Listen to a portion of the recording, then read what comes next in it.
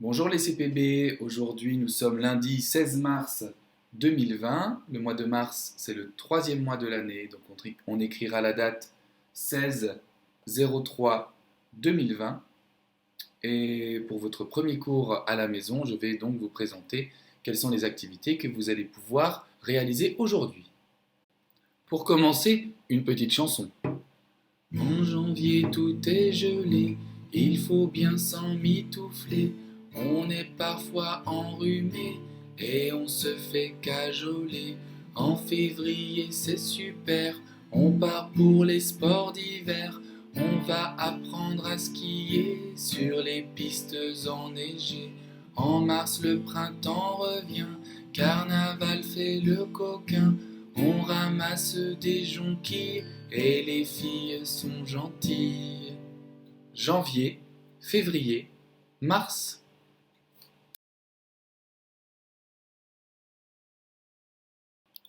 Aujourd'hui en lecture, vous allez travailler sur les syllabes qui comportent deux consonnes et une voyelle.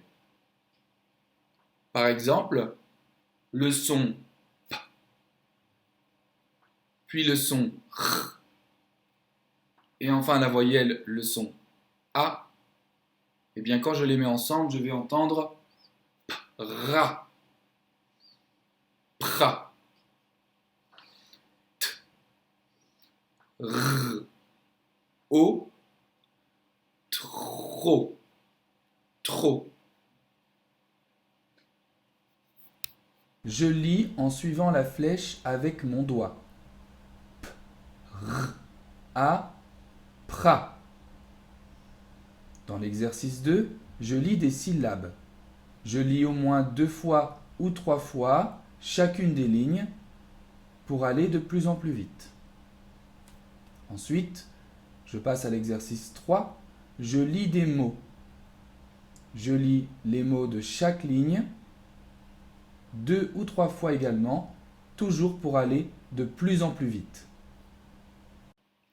En écriture, vous pouvez ensuite travailler l'écriture de la lettre P. Donc je monte comme le I, je descends et ensuite je fais le petit pont comme le N. Également travailler l'écriture de la lettre R. Je monte, je fais ma petite boucle, je remonte et je redescends pour faire la tâche. Entraînez-vous à écrire ces lettres séparément, puis à les attacher pour obtenir ceci. Pour compléter le travail en lecture, vous pouvez vous connecter sur le site Lalilo ou sur le site du Rallye Lecture qui sont en lien sur le Padlet.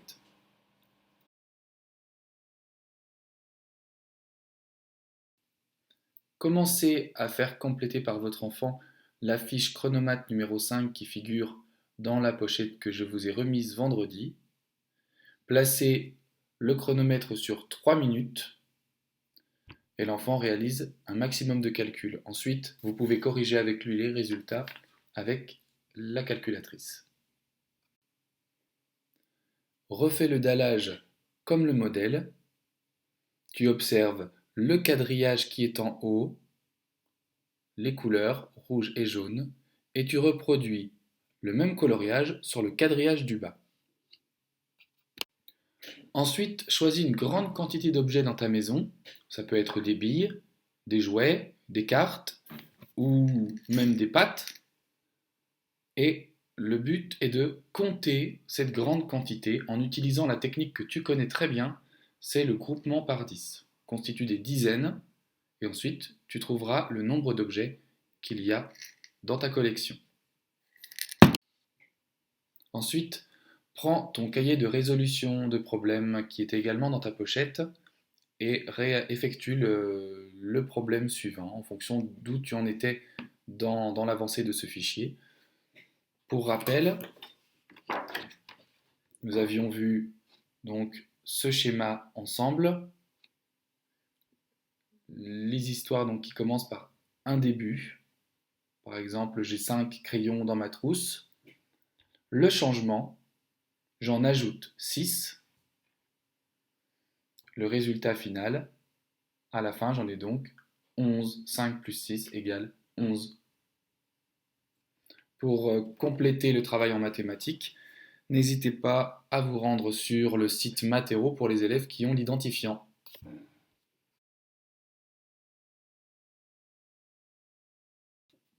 Écoutez la chanson What Color Is It sur le Padlet de la classe. Préparez les crayons de couleur devant vous et à chaque fois qu'on entend une couleur, eh bien, on lève le crayon de la bonne couleur. What color is it? What color is it? It's blue. It's blue. What color is it? What color is it? It's yellow. It's yellow, etc.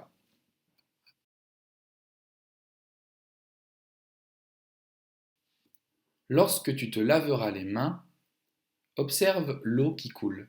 Est-elle solide ou liquide? Ensuite, demande à tes parents un bac à glaçons. Place de l'eau dans chacun des compartiments, puis place le bac à glaçons au congélateur.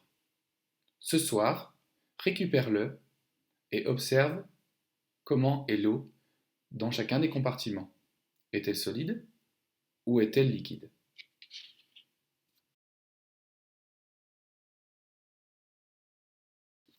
Pour travailler ton attention, utilise une cuillère et une balle. Place la balle dans ta cuillère et trace un petit parcours à l'intérieur de ta maison que tu vas essayer donc de suivre sans faire tomber la balle de la cuillère. Il te faudra beaucoup d'attention et de concentration pour réaliser cet exercice.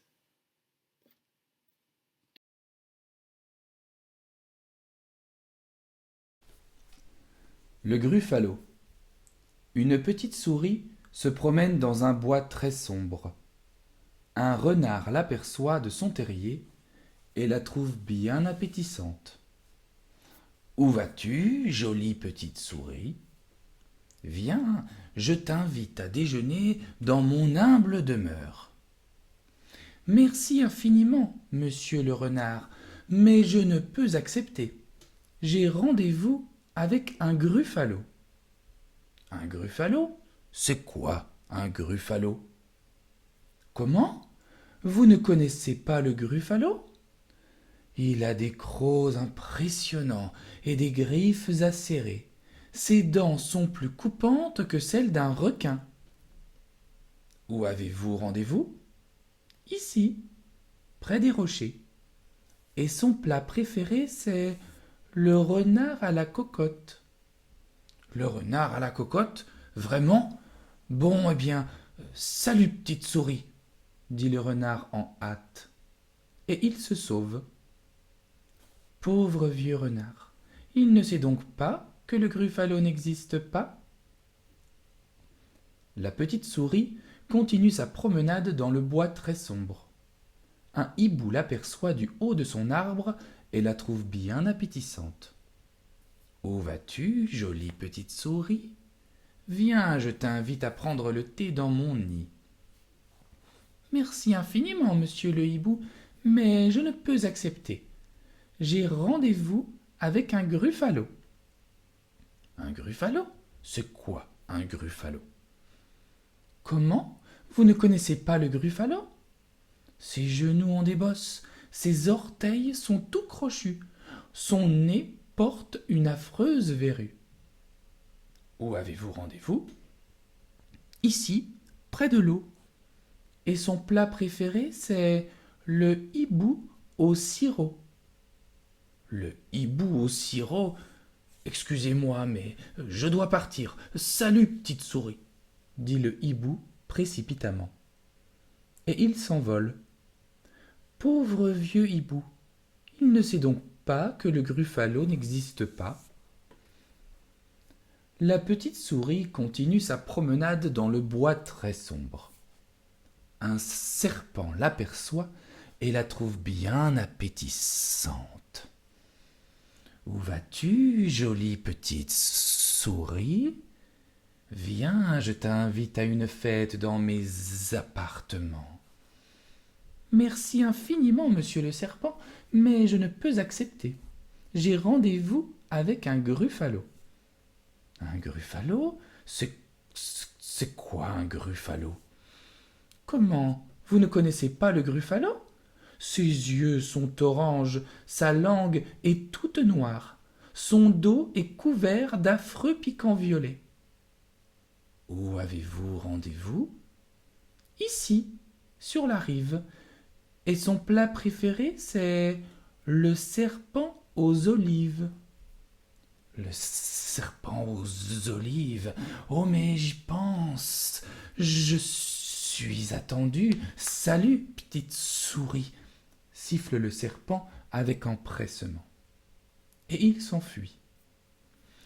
Pauvre vieux serpent, il ne sait donc pas que le gruffalo n'existe pas.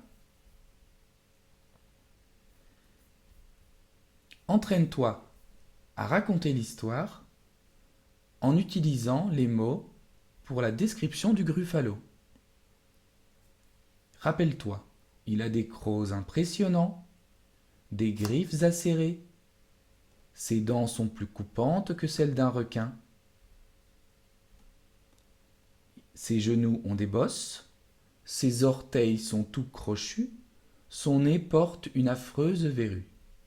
Ses yeux sont oranges, sa langue est toute noire, son dos est couvert d'affreux piquants violets. Lorsque tu as raconté l'histoire, tu peux essayer de dessiner le gruffalo.